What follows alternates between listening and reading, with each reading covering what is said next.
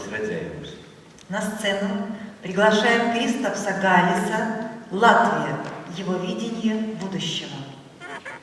Un Dieva svētība lai ir ar jums un jūsu mīļajiem.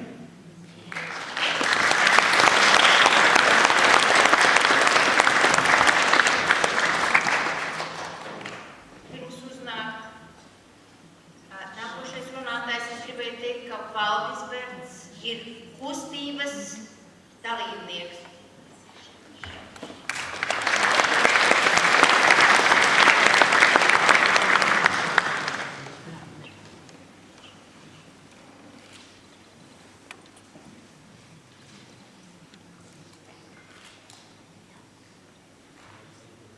Es vēlētos sākt sākumā ar nelielu stāstiņu. Stāsts būs par 4 draugiem.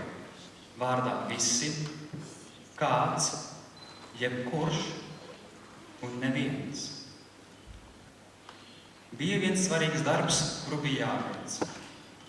Visi uzskatīja, ka kāds to izdarīs.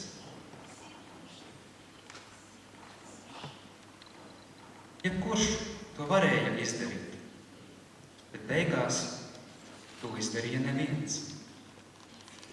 Kāds par to sadusmojās, jo tas bija visu darbs.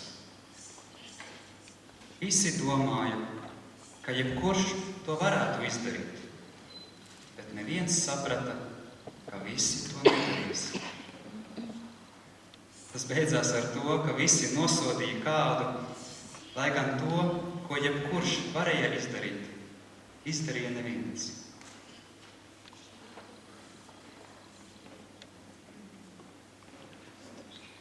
Nākotne no mums pašiem atkarīga.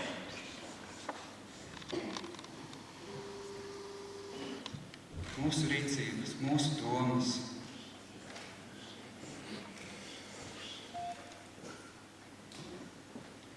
Jo mēs jau esam daļa no visiem. Un ja mēs nesākam paši ar sevi, tad ko tad mēs vēl vairāk varam gaidīt? Jo viss sākās mūsos. Tas, ko mēs redzam ārā pasaulē, ir mūsu pašas iekšējās pasaules manifestācija.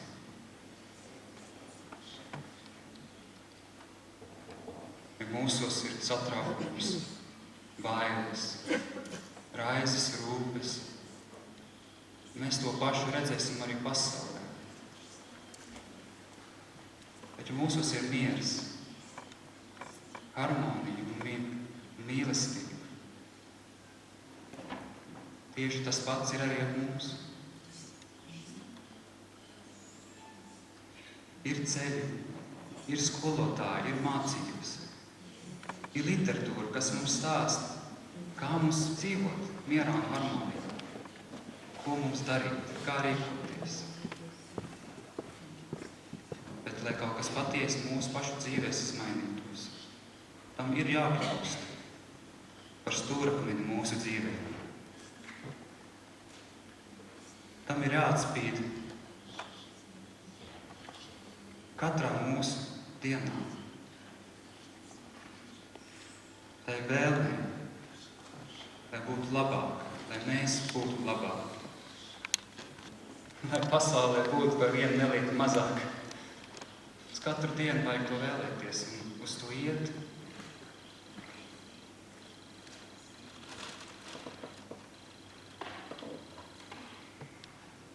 Jo tā tomēr ir mūsu dzīves svarīgākā lieta. Dzīvot harmonijā un mierā ar sevi un ar pasauli. Un, protams, visvieglāk jau to būtu apgūt jau no bērnu kājas. Kad jau mēs lielāk izaugam, tad esam aizņemti, ir darbs, ir pienākumi. Nav laika to domāt un nav iespējas.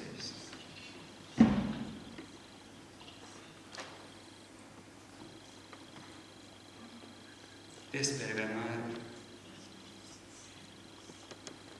ja mēs to tomēr gribam.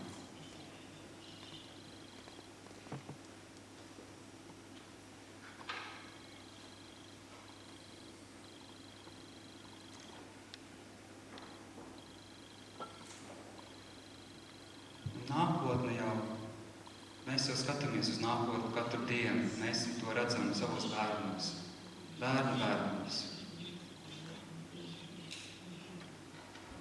Un ja ir iespējams šīs zināšanas, šīs lietas viņiem nodot, viņiem iemācīt,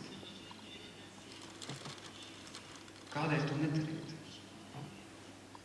Un, protams, būtu brīnišķīgi, jo ja to pašu spētu arī gan skolas, pamatskola, vidusskola, augstskola, universitāte, to piedāvāt, to mācīt.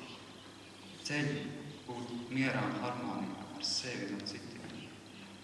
Lai tas tiešām kļūtu daļa no dzīves, jo tas ir pats svarīgākais mūsu dzīvē, jebkuru dzīvē. Ja nevēlamies mācīt citiem zināšanas no svešiem autoriem vai nezināmiem cilvēkiem, tad kaut vai griezties pie mūsu pašu tautu zinībām. Jo mūsu katra tauta savā tradīcijā nes šo gudrību. Un kā ausekļa mūsu gaismas pilī ir šie vārdi. Tautas dēli uzminēja sen aizmirstu svētumu. Gaismu sauca, gaisma ausa, augšām ceļas gaismas pils.